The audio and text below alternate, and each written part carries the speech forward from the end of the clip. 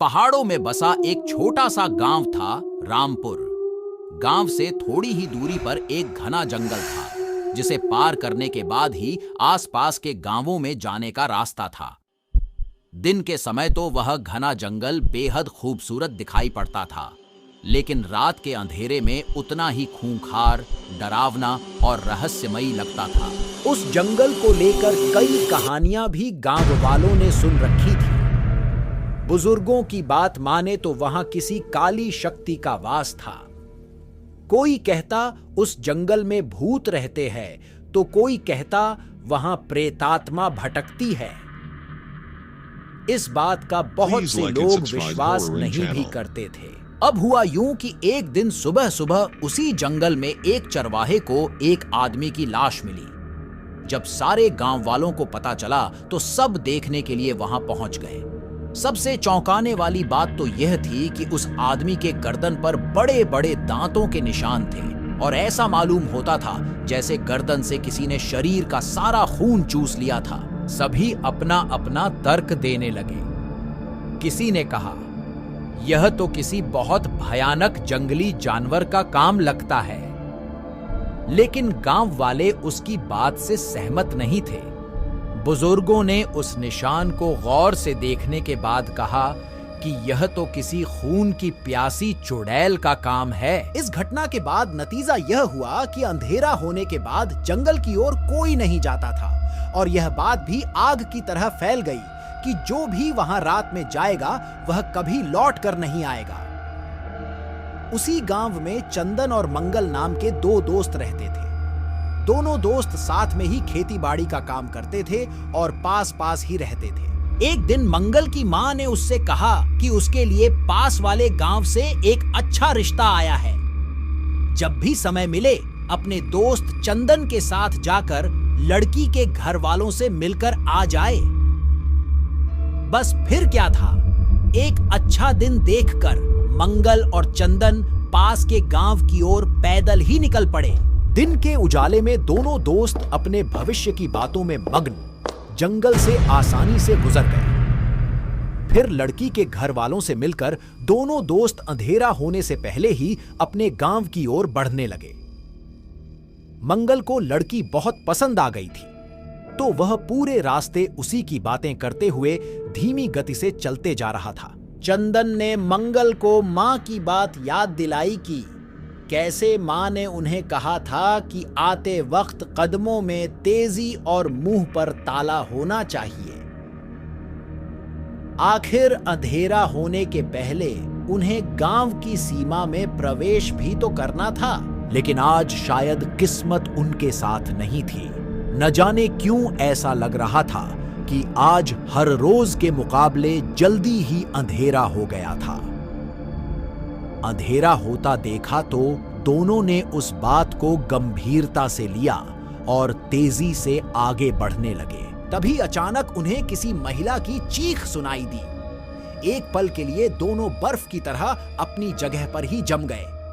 थोड़ी देर के सन्नाटे के बाद फिर से एक दर्दनाक चीख से उनके शरीर में एक सिहरन से दौड़ धा दी। इस बार चीख के बाद एक महिला की आवाज भी सुनाई दी, बचाओ, कोई तो मुझे बचाओ। मंगल ने पीछे मुड़कर देखा और वह जंगल की ओर जाने लगा। तभी चंदन ने उसका हाथ कसकर पकड़ लिया और उससे कहा, कहां जा रहे हो? मंगल ने कहा, तूने सुना नहीं, कोई मदद के लिए पुकार रहा है। चंदन बोला, मंगल, मेरी बात मान और चल यहां से। ये कोई छलावा भी हो सकता है। तू मां की बात भूल गया? मंगल कहा, लेकिन अगर वाकई में कोई औरत मुसीबत में होगी तो? चंदन ने कहा, तो उससे हमें क्या? इस जंगल में अक्सर ऐसी आवाजें गूंजती है, उनके पीछे जाना ठीक नहीं। चल चल जल्दी यहां से। मंगल बोला, तुझे जाना है तो जा, यहां से डरपोक कहीं के। मैं तो उस औरत की मदद करने चला। ऐसा कहते हुए उसने चंदन का हाथ झटक दिया और वह जंगल के गहरे अंधेरे की ओर बढ़ गया। चंदन वहीं बूथ बना खड़ा था। न ही वह मंगल को अकेले छोड़ना चाहता था और न ही जंगल में जाना चाहता था। थोड़ी देर तक सब कुछ जैसे शांत सा हो गया। एक अजीब सा सन्नाटा चारों फैल गया। इधर चंदन की बेचैनी बढ़ती जा रही थी।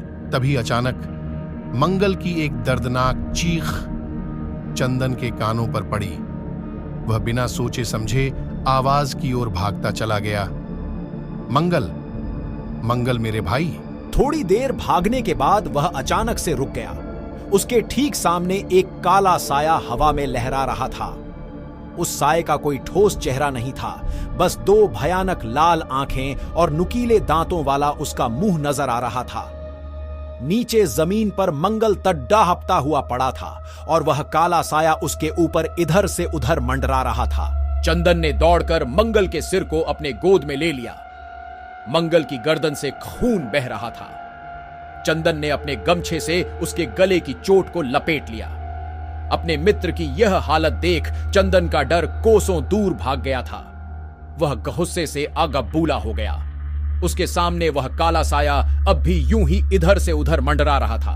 चंदन जानता था कि यह एक काली शक्ति है जिसका सामना वह कर नहीं पाएगा, लेकिन अपने भाई जैसे मित्र की हालत देख वह अपने आपे से बाहर हो गया था। उसने धीरे से मंगल का सिर जमीन पर रखा। मंगल के शरीर में उस वक्त कोई हलचल नहीं थी।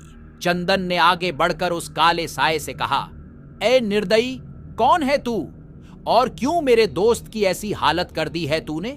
वह तो यह सोचकर यहां आया था कि एक अबला नारी मुसीबत में है। क्या उसकी अच्छाई नजर नहीं आई तुझे? इस तरह छल से लोगों की जान लेकर क्या मिलता है तुझे? खून की प्यासी है ना तू, तो फिर रुक क्यों गई? मेरा खून भी पी ले। अपने प्यारे दोस्त को खोकर मैं भी इस दुनिया में जीना नहीं चाहता। उसकी दुखियारी मां के आंसू देखने से अच्छा है मैं भी उसके साथ यही दम तोड़ दूं। कर ले मेरा भी शिकार। चंदन के इतना कहते ही वह काला साया अपनी भयानक आवाज में जोर जोर से हंसने लगा और फिर अचानक उसने तेज गति से चंदन की ओर बढ़ते हुए उस पर हमला कर दिया। वह चंदन के गर्दन को अपने नुकीली दांतों में दबाने ही वाला था कि न जाने क्या हुआ। किसी चीज की चमक ने उसे झटके से पीछे होने पर मजबूर कर दिया, लेकिन झटके से पीछे होने के वक्त उसका एक नुकीला दांत चंदन के शरीर को छूता हुआ गया। उसके दांतों पर चंदन का खून लग चुका था। झटके से पीछे गिरा हुआ वह साया अचानक शांत हो गया। उसके विचित्र शरीर ने अपने आप एक आकार लेना शुरू किया और देखते ही देखते वह काला साया एक खूबसूरत सी लड़की में बदल गया। चंदन अपने शरीर पर लगे घाव को देखने में ही व्यस्त था। जब उसकी नजर सामने पड़ी लाल वस्त्रों में उस युवती पर पड़ी तो वह अचानक से चौंक गया।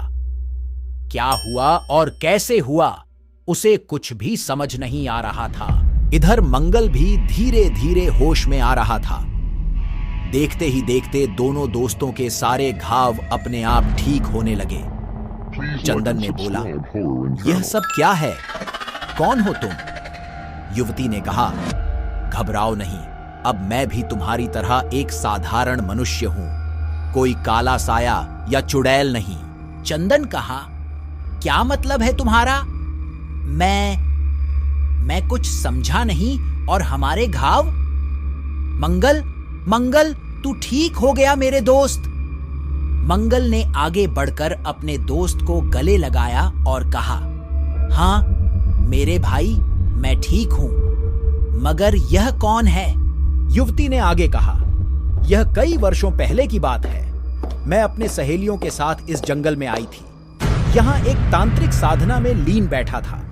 हमारी आवाज सुन उसकी साधना भंग हो गई और वह मुझे देखते ही अपने होशो हवास खो बैठा।